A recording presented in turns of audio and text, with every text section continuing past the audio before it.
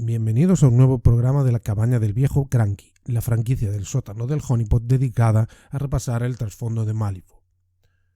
En este programa vamos a hablar del periodo de tiempo comprendido entre el final de la Guerra de los Tiranos y la apertura de la Primera Brecha. Es un periodo histórico muy largo en el que habrá muchos nombres raros, así que por favor perdonadme si no están especialmente bien pronunciados. Como ya hemos dicho en el último programa, el dragón fue la primera entidad en viajar desde Malifaux a la Tierra, pero no fue la última. La fisura causada por su vuelo era inestable y a través de los siglos se abrieron portales entre la Tierra y Malifaux, uniendo los dos mundos durante breves periodos de tiempo.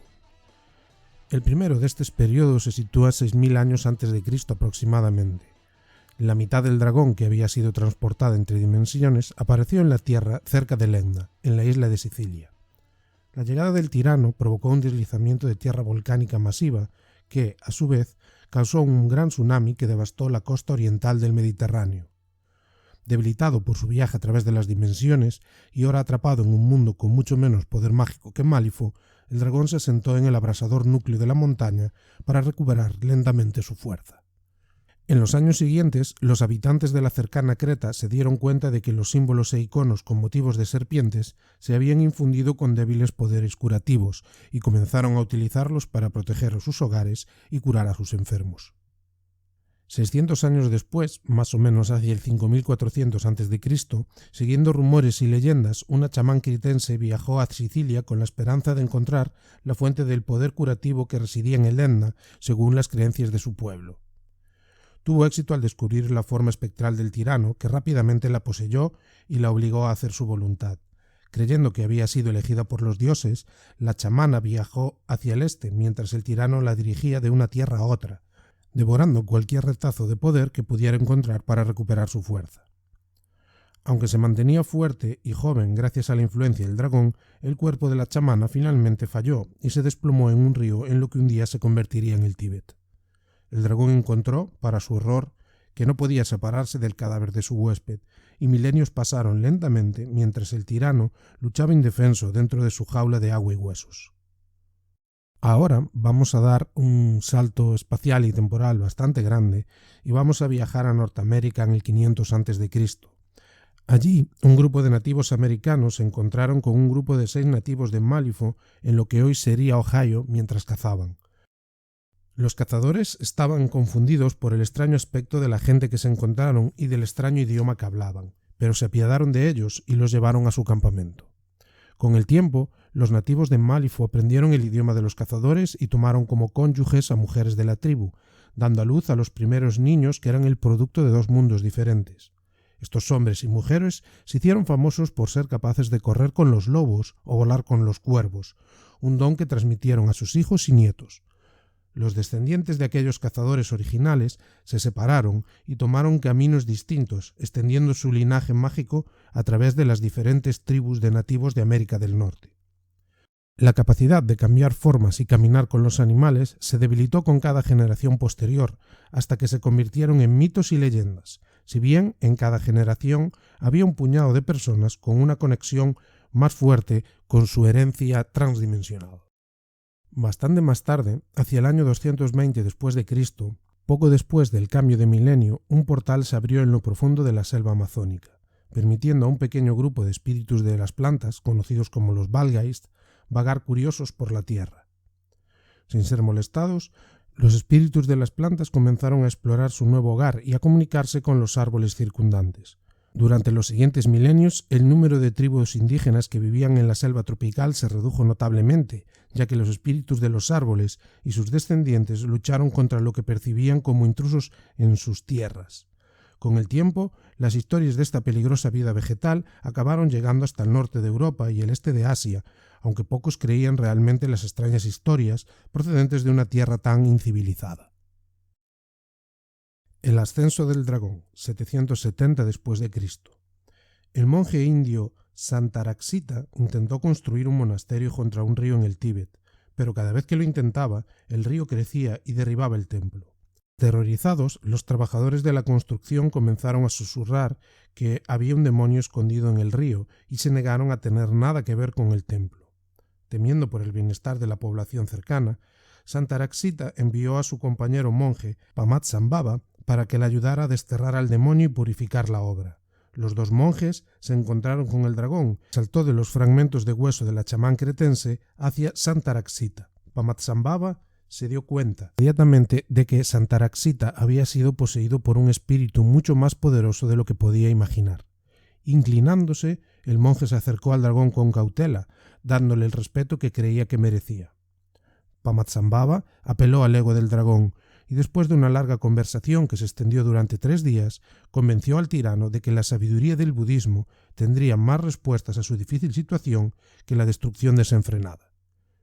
El dragón escuchó al monje, pero en su mente ya estaba considerando lo que sucedería cuando su actual anfitrión pereciera. Ninguno de los trabajadores había sido un anfitrión adecuado. Solo el monje tenía la capacidad espiritual necesaria para almacenar la esencia del tirano. Al final, el dragón accedió a que se construyera el templo, no por altruismo, sino por interés propio. El dragón pasó los siguientes siglos vagando por el Tíbet, reuniendo a los humanos más sabios que pudo encontrar, trayéndolos a su templo en Samye o inspirándolos para construir nuevos templos. Poco a poco, retorció los principios del budismo para satisfacer sus propias necesidades, creando un dogma que tenía un único propósito: preparar a los humanos para convertirse en el próximo huésped del dragón. Se necesitarían incontables milenios para acumular el suficiente poder mágico para ascender en el hambriento mundo de la tierra, pero el dragón era paciente y se había asegurado que cuando su anfitrión finalmente pereciera, tendría otro listo para asumir el honor de llevar su esencia espectral. En algún punto del pasado, en Malifaux, un chamán con delirios de gobernar sobre su pueblo liberó a un poderoso espíritu de las cadenas mágicas que lo ataban. Cuando cayeron los últimos de los encantamientos que lo ataban, el espíritu se reveló como el tirano Setzul, selló a su horrorizado salvador. El anfitrión de Setzul era inadecuado para un espíritu tan poderoso y comenzó a desmoronarse casi de inmediato. El tirano era poderoso y fue capaz de mantener vivo a su huésped alimentándolo con la sangre de sus víctimas. Las dispersas tribus de Malifaux se vieron obligadas a unirse contra el tirano una vez más. Al final, los Nephilim cambiaron las tornas de la batalla, sometiéndose a un ritual que transformó su sangre en un corrosivo icor negro, que resultó ser extremadamente destructivo para la sangre roja y, por tanto, para el actual cuerpo físico de Setzul. Llegado este punto, el tirano utilizó lo que le quedaba de poder que había reunido para lanzarse a través de las dimensiones, como el dragón había hecho milenios antes. El tirano debilitado apareció en la prefectura de Kanagawa, en Japón, desencadenando un poderoso terremoto que devastó la ciudad de Kamakura y mató a decenas de miles de personas. Al darse cuenta de que apenas había sobrevivido al viaje entre dimensiones, el tirano ató su esencia a un señor samurái y lo obligó a masacrar a aquellos bajo su mando para alimentar al tirano con su sangre. A medida que el número de cadáveres aumentaba, un prefecto desesperado viajó a las montañas para pedir ayuda al maestro espadachín Goro Niudo Masamune. Masamune le dio la más grande de sus espadas, la Masamune Nihonto. El prefecto la usó para cortar y aprisionar al espíritu maligno que había poseído a su señor. El prefecto consagró la espada en su casa, donde descansó hasta que fue robada 40 años después durante las guerras Genko. La espada pasó a la leyenda. Setzul influía en sus portadores, empujándolos sutilmente hacia mayores actos de derramamiento de sangre y violencia, de los que el tirano se alimentaba. Todo esto ocurrió en el año 1293 después de Cristo. En el siglo XIV, un portal entre la Tierra y Malifaux se abrió en el Valle de México, liberando monstruos quemados y retorcidos en las afueras de Tenochtitlán. Los aztecas no estaban preparados para la repentina aparición de estas criaturas y la visión del otro mundo que recibieron. Ellas observaron llanuras que habían sido quemadas durante la guerra con los tiranos y las titánicas bestias carbonizadas que se arrastraban a través de las llamas. Este hecho sacudió su civilización hasta la médula. Una vez que el portal se cerró y las bestias chirriantes habían sido asesinadas o expulsadas, el pueblo azteca se esforzó por interpretar lo que habían visto. Muchas de las criaturas que vislumbraron se adaptaron a su religión, convirtiéndose en dioses y deidades. Creían que el mundo que habían visto a través del portal era una visión del futuro después de que el sol hubiera perecido, y los intentos por evitar este hecho los llevaron por un sendero oscuro. Alentados por sus visiones, los aztecas se volvieron más belicosos y agresivos. Durante el siguiente siglo dominaron el Valle de México y sus alrededores. Los sacrificios humanos no eran desconocidos para los aztecas, pero durante esta época llevaron la práctica a niveles sin precedentes, llegando a sacrificar a más de 80.000 prisioneros en el transcurso de 4 días. Esto se hizo porque creían que la sangre y los corazones latiendo de los sacrificios darían poder a su deidad del sol, Huitzilopochtli, otorgándole la fuerza para seguir luchando contra los monstruos que lo acosaban. Si Huitzilopochtli fallaba, ellos también perecerían, pues no habría nadie que se interpusiera entre ellos y los horrores que habían presenciado. En la última mitad del siglo XVI, los maoríes de Nueva Zelanda fueron testigos de un portal que se abría en el aire sobre el océano.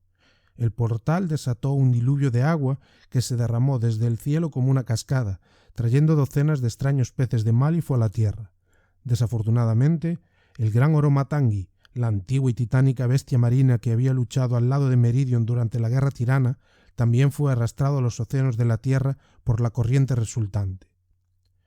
Oromatangi procedió a aterrorizar a la gente de Nueva Zelanda durante la mayor parte de los siguientes 50 años, dándose un festín con los maoríes cada vez que iban a cazar o pescar.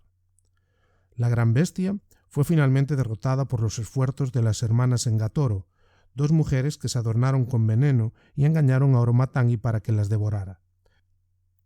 El veneno no mató al gran monstruo, pero debilitó a Oromatangi lo suficiente para enviarlo a un profundo sueño, ganando la paz para el pueblo maorí y convirtiendo a las hermanas Engatoro en las guardianas de la isla.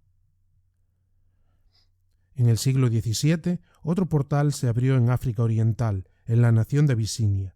De esta brecha no salieron monstruos, y en su curiosidad, los abisinios exploraron el Nuevo Mundo, el cual se encontraba aparentemente desolado, y descubrieron un alijo de piedras de alma. Las piedras de alma fueron traídas a través de la brecha, creyendo que eran piedras preciosas corrientes. Pero fue cuando el portal se cerró, cuando las verdaderas propiedades de las piedras de alma salieron a la luz. Cuando alguien moría cerca de una piedra de alma, la gema se cargaba con una increíble energía mágica que luego podría ser utilizada para lanzar hechizos de increíble poder. A raíz de su descubrimiento, Abisinia se hizo conocida como un lugar extraño y místico, cuya gente tenía formidables poderes mágicos. Con el tiempo, sin embargo, los propietarios de estas piedras de alma lucharon entre sí, y las piedras preciosas que alimentaban su increíble poder se fueron perdiendo o destruyendo. Con el tiempo, el número de piedras de alma creció tan poco que la reputación mística de Abisinia se desvaneció en la leyenda y se convirtieron en una nación más, aunque con ciudades inusualmente avanzadas y algunas tradiciones extrañas.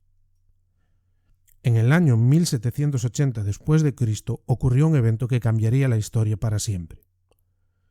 Poco a poco, los hechiceros, chamanes, místicos y sanadores se dieron cuenta de que la escasa magia de la tierra estaba acabándose. Había muchas teorías sobre por qué los conjuros y rituales que habían funcionado durante tanto tiempo eran cada vez menos eficaces cada año que pasaba. Algunos creían que era un ciclo natural, una marea de magia que disminuiría con el tiempo. Otros pensaban que podría haber un conflicto entre la magia y la ciencia, que la creciente industrialización del mundo podría, de alguna manera, estar sofocando las reglas mágicas. Los hechiceros, brujos, adivinos y magos del mundo se unieron gradualmente para buscar una nueva fuente de magia. Llamándose a sí mismos el Consejo, el grupo viajó por el mundo en busca de una manera de reponer la magia de la tierra. Sus miembros viajaron al Nuevo Mundo para hablar con los chamanes de las tribus indígenas y a África Oriental para investigar los rumores de su poderosa hechicería. En todo momento encontraron místicos que habían notado el declive de la magia, pero no tenían respuestas que darles. Con el tiempo, el Consejo comenzó a darse cuenta de que había un mundo más allá del suyo, y que gran parte de la magia de la Tierra podría remontarse a los encuentros con este otro mundo. Solo el más débil de los muros dimensionales mantenía los dos mundos separados, y con suficiente fuerza, cualquier pared podría ser derribada. Y con esto finalizamos nuestra historia de hoy. En el próximo programa veremos los eventos relacionados con la apertura de la primera brecha. Sin más, yo me voy despidiendo, ya sabéis, podéis seguirnos en redes sociales, estamos en Facebook como El Sótano del Honeypot, en Twitter como @podcasthoneypot, en Instagram como El Sótano del Honeypot, También os podéis encontrar en Twitch TV por el clásico tag El Sótano del Honeypot. También tenéis nuestro canal de YouTube y también os podéis encontrar en los reproductores de podcast habituales, como pueden ser iVoox, iTunes o Apple Podcast, como se llame ahora, Google Podcast, Spotify, y esos son los que a donde están subidos por nosotros. Luego también hay resubidas en una gran cantidad de sitios. Además, si compráis habitualmente en la tienda online de Weird, en la descripción de este programa podéis encontrar un link de referidos para que si lo seguís y hacéis compras ahí, una parte de vuestra compra nos llega a nosotros. Así que muchas gracias por escucharme. Si tenéis algo que decir, lo podéis hacer en los comentarios del programa. Y nada más. Chao.